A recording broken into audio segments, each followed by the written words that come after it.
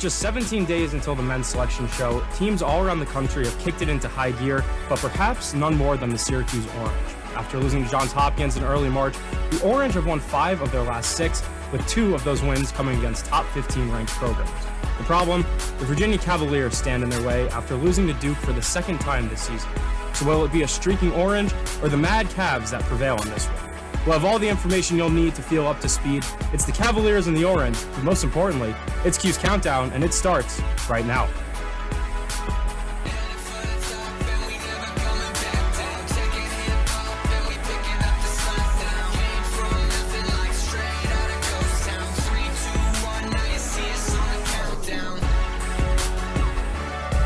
Welcome into the CitrusTV studio. I'm Spencer Pierce, and I'm joined by some very special gentlemen, Ethan Frank and Austin Barach. Guys, we got a great show. Let's just get into it. As the regular season winds down, it's important to reflect on some notable topics, but perhaps nothing will mean more to SU at the end of the season than their most recent win against UNC. Behind a heroic effort by Wonder Kid Joey Spallina, everyone's favorite BDJ student Cole Kirst, and the brick wall that is Will Mark, the Orange were triumphant over the Tar Heels for the first time in 4 years. Ethan, we'll start with you. Just how much has this team improved over the year? Well, Spencer, I thought the Wonder Kid was Nathan Shelley, but apparently it's Joey Spallina now. But this was a big win for Syracuse, Austin, because it's a real sign that this team is more comfortable playing with each other now than they have in weeks past. Chemistry is super important for a young team, and they're starting to learn how to close games. And you saw it in this North Carolina contest. This is not a game Syracuse would have won in February or March. In fact, 16 times before then, when Syracuse trailed at the half, they lost. So talk about a comeback here. History for the Orange. There's a real tangible sense of hope for this team. Guys, I'm feeling really good about where this team is at right now. Ethan, something you said that stuck with me. This team's not winning this game a few months ago. A huge reason that they won this game was actually funny enough because of the game they played before, which was a win against Princeton. It's obvious that win gave them confidence and a little bit of swagger, and it definitely didn't hurt them because it put them back in the rankings. So Austin, what do these wins mean for a program like this? I'll provide some historical context, fellas. Look, it's the first time since 2016, 7 years ago, that the Orange have won back-to-back games away from home against ranked opponents. This is a real deal team right now. It's playing with a lot of fire. And look, those 2 wins set up a narrative that's shifted. Before these 2 wins, they would win against the bad teams, lose against the good teams. Princeton number 15, UNC number 12. Those are some good teams. I think that they've now entered a conversation where they can play for an NCAA tournament berth and maybe even take down Big Bad Virginia. Right. It's a sign that Syracuse can compete with the best teams in all of college lacrosse. And that is one of the best signs you can have, especially for a team that has such a difficult 2-game stretch coming up against the number 4 team in the country and against the number 2 team in the country. So when you have these tough games to end the season, especially against a team like Duke in the last game of the year, which you already played and came up 1 goal short in overtime against, this is no better preparation for those tough games, and it's a really good sign moving forward. Well, it's hard to talk about this team and not mention the freshmen and their immediate impact. As a group, they've given the Orange a young identity and a gritty one because this group can flat out play at the end of the day. These guys have seen it all in their first season even. Yeah, they really have. It starts with Spallina, who we talked about earlier, but it's Finn Thompson as well. You think of all the guys that have made an impact this season, and when you think of this freshman class, it's just so deep. And versatility is the word that comes to mind for me. There were so many different rookies that you see on this group that have this freshman class coming of age. I spoke to Rick Beardsley, 4-time Syracuse All-American, a few weeks ago back in the 90s. He said at the end of the year, freshmen are no longer freshmen. These are guys that have now played 13 games. They understand the physicality of the college lacrosse and know how to play with each other, and that's really important. They absolutely do. I'll bring up 2 more names. Luke Roa, the midfielder. Where was he at the start of the season? Now the last 5 games, 1 point average across the last 5. He's dodging well. He's unlocked a new element of this offense. And then Billy Dwan, right? Landon Clare, he got injured earlier in the season. He comes back against Princeton, almost gets his head knocked off. Dwan has had to been that guy. He's had to grow early, and he's got this team, this defense at least, in a good spot. You sounded excited by someone almost getting their head knocked off. I'm just excited about Billy Dwan. Okay. All right, it's a PG show. We got to get Ryan Nelson's guy Jimmy McCool cooking soon. Well, it's not just a freshman restoring the spark that Syracuse once had, but the newcomers as well. Cole Kirst, Alex Simmons, and Will Mark have had their fingerprints on this season's turnaround. So, Austin, the impact here is undeniable. It certainly is, Spencer. And I think a guy that goes under the radar a lot, I mean, you mentioned his name, though, so it doesn't help my so case. he's not under the radar. I am the radar. He's not on the radar. It looks, I mean, bad stuff from me. But Alex Simmons, don't right? beat yourself up. My bad. Alex Simmons, he comes in from Denver, and he's a goal-scoring machine. He's a gamer. I think of like 2013 Johnny Gomes when I think of Alex Simmons. He's totally forgotten about. He's such a powerful shooter. Remember, he had the late equalizer in last week's matchup against UNC before Michael Leo scored that game-winning goal. He's a guy that I look at as an X factor down the stretch here. Does he have a giant postseason beard like Well, Johnny we'll see if he grows one. We'll see what happens. But for me, you have to talk about Will Mark. Look at that, a 57% save percentage. You know who gave Will Mark a lot of praise this week? That's my guy, Lars Tiffany, head coach of Virginia, that Syracuse is taking on. Not the first time you'll be hearing my guy Lars' name. Also, no beard there for Alex Simmons. No. Maybe we'll get an updated headshot in a few weeks of Alex Simmons to reflect the Johnny Gomes playoff beard. Well, we got to talk to him to see if he can grow a beard first. Well, we talked a little bit about the radar, and one guy continues to fly under the radar, but don't let me be the one to tell you. Ethan? Spencer, we've talked about a lot of Syracuse's high-profile players. And yes, every good team needs stars, but it also needs the glue guys and the role players. That's exactly what Griffin Cook does. The senior captain is playing his 5th season at SU. That includes a career with 2 head coaches, a canceled season, and a whole lot more. Through it all, Cook has stayed true to the team and program that he's lived in the shadow of his whole life. The midfielder went to high school less than 10 miles from campus at Jamesville DeWitt and was the only true freshman to appear in every game for Syracuse in 2019. He started every contest as a sophomore in 2020 before the season was canned, tallying 9 points and 7 caused turnovers in just 5 games. And in 2021, his role changed. And despite playing all 13 games, he started just once and had only 3 points all year. So the Syracuse native flushed it all away, and despite a new coaching staff coming in, stayed with Syracuse for his 4th season in 2022. In year 1 under Gary Gait, Cook started the first 8 games of the season and was playing some of the best lacrosse of his life.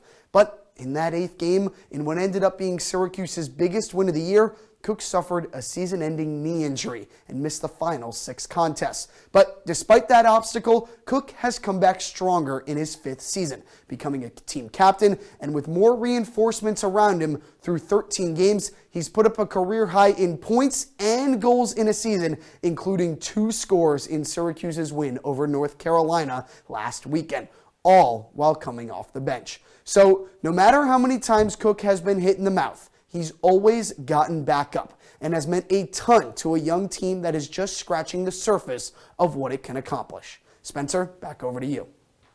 Thanks, Ethan. Well, when we come back, we'll tell you who's who on the Who's. Don't go anywhere.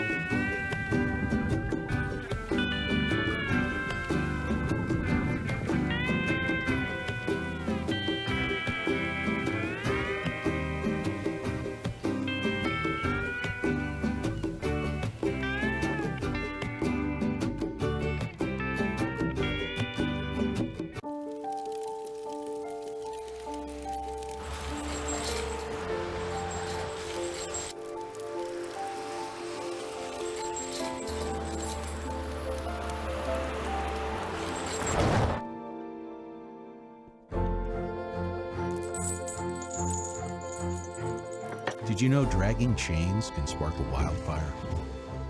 Only you can prevent wildfires.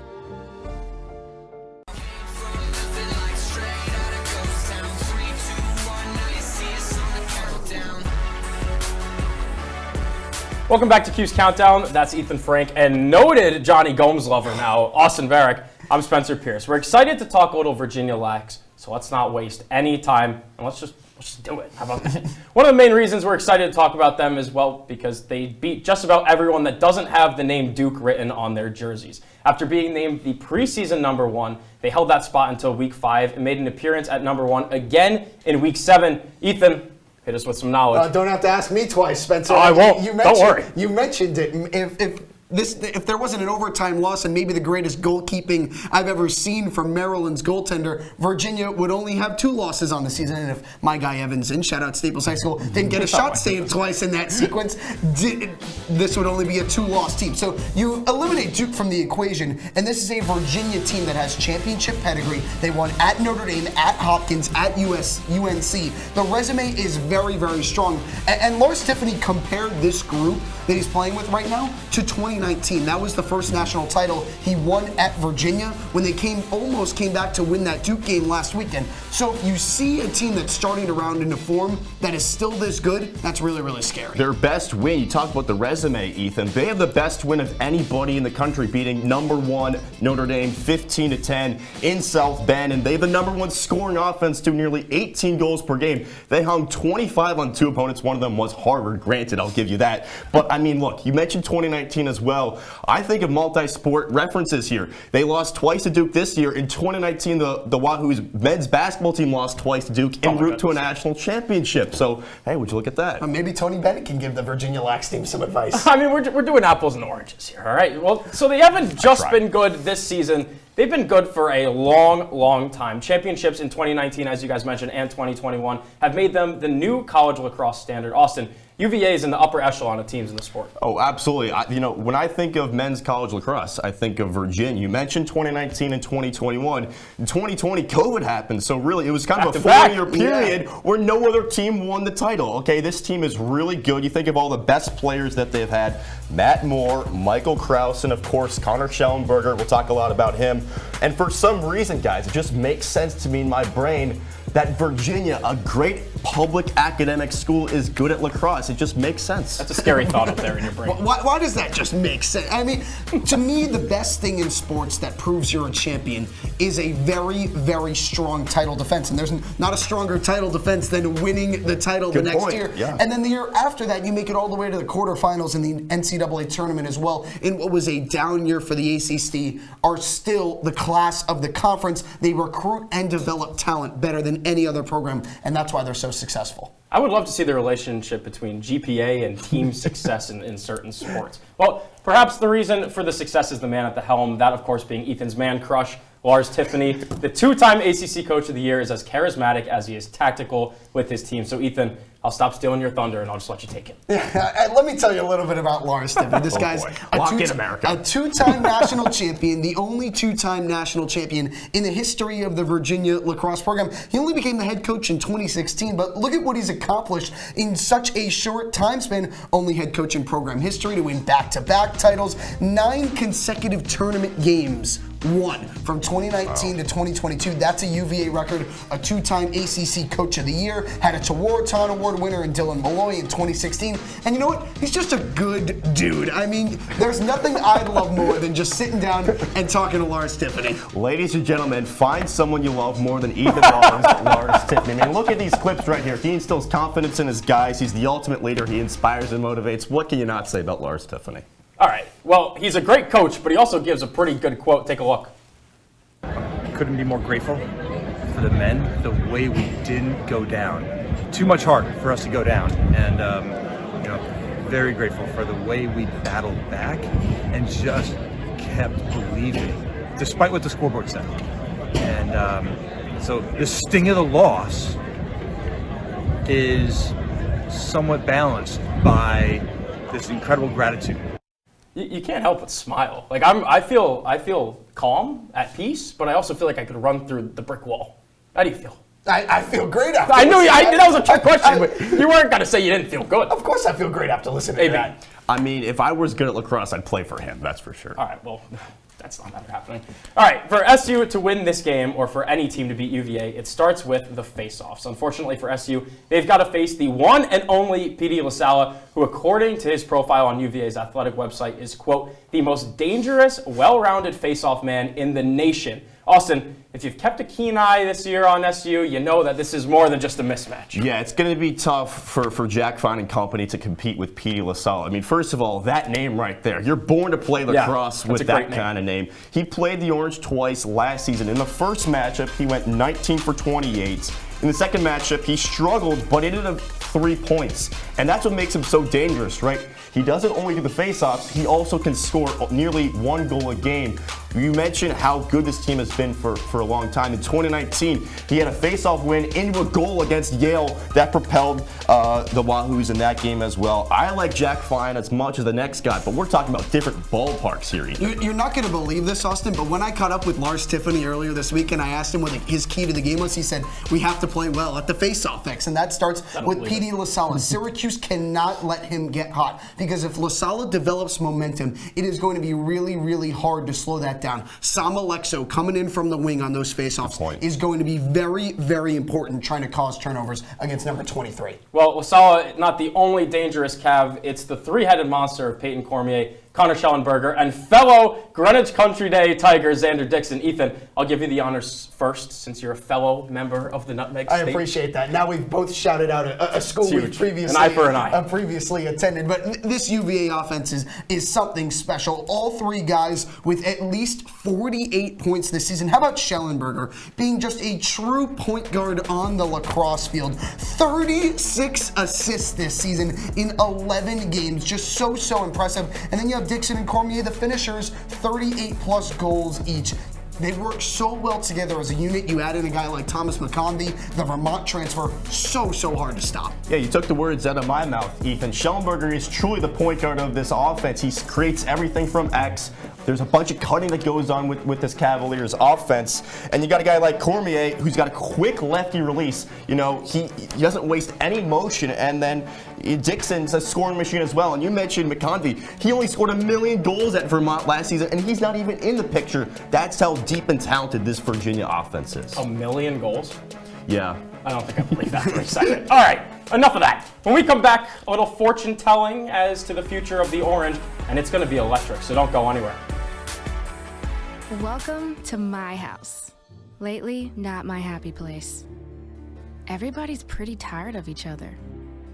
The parents were not themselves. My little brothers were morphing into small creatures. The walls were closing in. Clearly, a case of too much family, too close, 24/7. And there's a lot of that going around right now. If this sounds like your house, try going someplace new. YourLifeYourVoice.org. You'll find lots of ideas to help you handle the family stresses of being confined to close quarters. YourLifeYourVoice.org. It might not get you out of the house, but it could help you find a little more breathing room.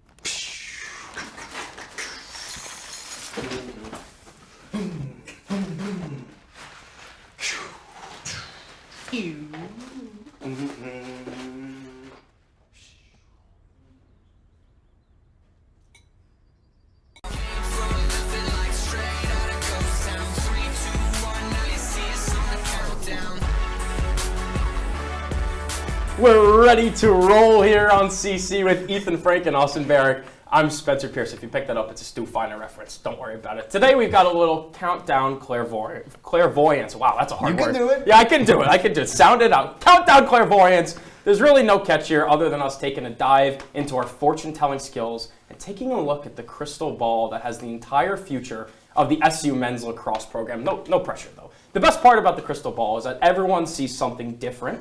So let's see what our analysts are seeing today. All right, our first topic. fellas, you got to take a peek into the ball first. You see it? It's the I see ball. it. It's right here. Ethan, I need to know, what does the postseason look like for the Orange? Well, it's a good thing I'm a former expert fortune cookie eater because I've read a lot of fortune cookies in my day. So, Austin, I don't see it happening for Syracuse in the postseason in 2022. I just don't see it. The resume isn't good enough. And even if you win one of these two Duke and Virginia games, look at the losses earlier in the year. You were not able to pull out any wins. The RPI won't be high enough. I just don't see Syracuse having a good enough resume to be able to get into the NCAA tournament over teams ahead of them, like, let's say, a Villanova, an Army, a North Carolina. Even though you just beat them, you beat them at a neutral site. They beat you in a true road game. I don't see it for the Orange. I guess I just didn't eat as many fortune cookies as you, Ethan, because I think that this team's going dancing in the postseason. Look, they're right now 18th in this RPI, and that's a big factor. It objectively is. Do you know what RPI stands for? No. No, neither do I. But I know 50% You can't be throwing it around. Good analyst you got, Spencer. I know 50% of it involves opponent schedules, but I look at the eye test, the good old eye test here, and I'm looking at the team. That's what matters. The Austin Barach eye test is why you should get into the NCAA tournament. You don't want a Notre Dame situation like last year where a team is peaking at the right time. They're really talented. They're beating ranked teams. They have the chemistry and the tools to put together a deep run, and you leave them out. I just don't think that's going to happen another year. Okay, I haven't stopped thinking about it since you said it. Why'd you stop with the fortune cookies? Was it diet? They had to be eliminated. You just got to put them down. I didn't want to be seeing in the future. I wanted to live in the present more. Okay, all right, well, that's fair. So I know we're taking a look at something pretty small here, that being, of course, our crystal ball, and you may be struggling to see it. So let's zoom out a little bit and take a look at the ACC as a whole. As we know, just 5 teams in the conference, but all of whom are perennial contenders. Austin, are you having a vision right now, dude? I am, and I see the vision. I see it in your eyes here. Yeah. I think that this ACC conference is only going to grow in upcoming years. I alluded to this earlier, but you have a great collection of academic campuses with a bunch of good student athletes right here. You think of Virginia, North Carolina, Notre Dame, Duke, Syracuse. Surely Syracuse is in the academic. Syracuse is also, you can squeeze them in there, a little fifth spot right there. But also the coaches, Lars Tiffany. I know, Ethan, you could go on and on about him. John Donowski at Duke, Notre Dame, Kevin Corrigan, the longest active tenured D1 coach, John Bresci at UNC. And then recruiting. What is the near future going to look like for this conference? Next year, you got 10 of the top 23 recruits going to this conference. The year after that, 10 of the top 18. The future is in good hands. I think you think the long-term future is in good hands. I'm going with the short-term future. I think that 2 ACC teams are going to get to this year's Final Four and compete potentially for a national championship. You mentioned the snubs of Duke and Notre Dame last year to the NCAA tournament. Virginia, the only ACC team to make it to the dance, only makes it to the quarterfinals. I think 2 ACC teams, that's how good the top of the league is this year. Lars Tiffany, he told me, he said, the ACC has not only rebounded from a bad year last year, might be better than average. So I think 2 out of the 3 of Duke, Virginia, and Notre Dame make the Final Four. Are we interrupting something here with you and Lars? I think Lars is a fun I can't help but feel like a fifth wheel here. That's not good math.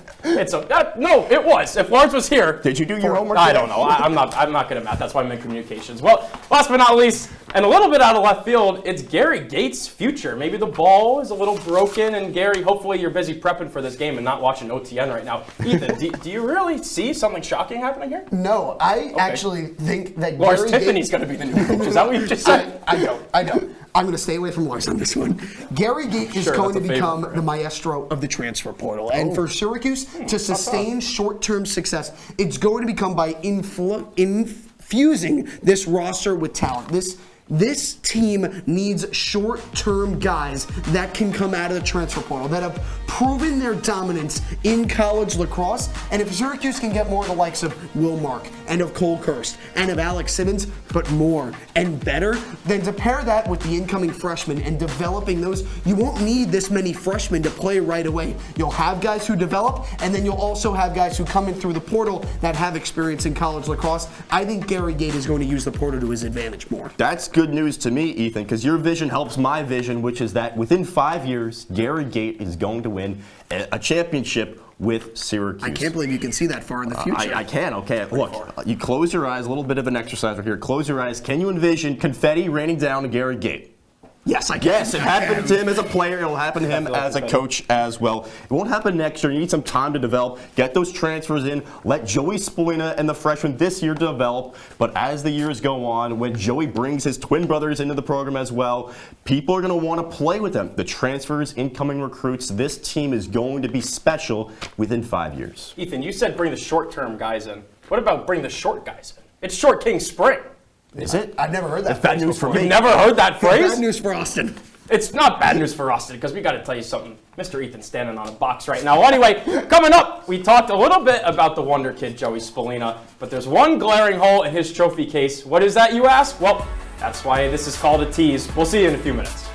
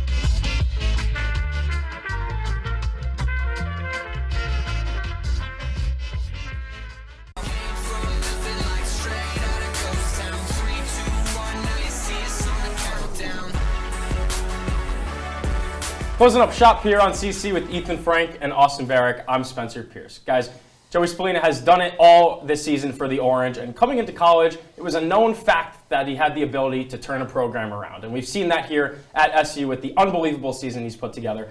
But there's a problem. Spallina was left off of the Tewaaraton watch list. Up to this point in the season, Spallina's numbers are better than Mike Powell's, who, if you remember or know anything about Syracuse lacrosse, he had his number retired this season. So, Ethan, is there any validity to Spallina being left off this list? There is validity to it, but I think the thing you have to think about when you're talking about snubs, Spencer, is that if you're saying someone should be on, that means you have to take someone off. And I am not prepared to sit here and say that someone who was nominated for this prestigious award should be taken off. Because I have a name for you. Okay. Tucker Dordovic. Whoa. Really? Yeah. Wow. Whoa. Not top 30 in points in the nation. Spallina's 5th. Okay, that's one stat though. I am not going to sit here and call for someone to be taken off the list. Yes, Spallina is having a terrific season, but and what he's doing as a freshman, as the point guard of an attack, is as impressive as ever. And we mentioned Mikey Powell. There's a tweet from our guy Tim Leonard comparing their two seasons. And no, he's not on the watch list. Should he be? Maybe, but I'm not going to take someone off that was nominated. Okay, maybe I can't give you all the names in the world, Ethan, but there were 13 attackers on this list. You cannot tell me with a straight face that Joey Spallina is not a top 13 attacker in the nation. I know Mikey Powell is an all-time great, perhaps the second greatest player of all time behind Gary Gait. 4-time attacker of the year. As a freshman, he put up 70 points, 4.38 per game. On a per-game basis this year, Spallina is a shade under 4.7. I think he deserves to be on this list, not to win it, but at least on the list. AB, I know I know no one cares what I have to say, but I'm with you on this. I care about what you have to say, Spencer. Before we close things up here, I just wanted to say thank you. I know this is your last time here on Cuse Countdown, but for everyone in the control room, for everyone here watching the show behind the scenes, for Austin, myself, thank you so much for all you've done for Cuse Countdown. It's been a pleasure working with you. Now I feel so mean. Well, first of all, thank you. It's been a pleasure working with you guys. We'll get to the sappy stuff in a little bit. It's time for predictions, and as I've said before, if you're a sports gambler, take the opposite of what we're going to say, because these ain't hitting. Austin, you'll be the first at the desk to be wrong, so go ahead. Yeah, America, don't take what I say right here, I guess. But I'm going to say Virginia's going to win 17-13. Again, Virginia's too good. The Orange are going to make it competitive, but ultimately, Virginia, they're too tall in defense. They're too good on offense. Peter LaSalle is amazing. Virginia's going to get it done. 18-14 Virginia. I like the Who's. Tiffany, too good a coach, and Virginia's going to pull out the home win. I like Virginia 15-12. I think Tiffany is undeniable at this point, as is Will Mark. Well, That's all the time we have on Cuse Countdown. You can find us at CitrusTV Sports on Twitter and Instagram. This was my last show, as you heard, and I just wanted to thank everyone that's helped me get to this point. Ryan, Colin, Audrey, you are brilliant people with futures that are beyond bright. My two analysts here, and along with the other analysts and hosts that I got to work with, thank you for making me a better broadcaster. For Ethan Frank and Austin Barach, one last time, I'm Spencer Pierce. Thanks for everything.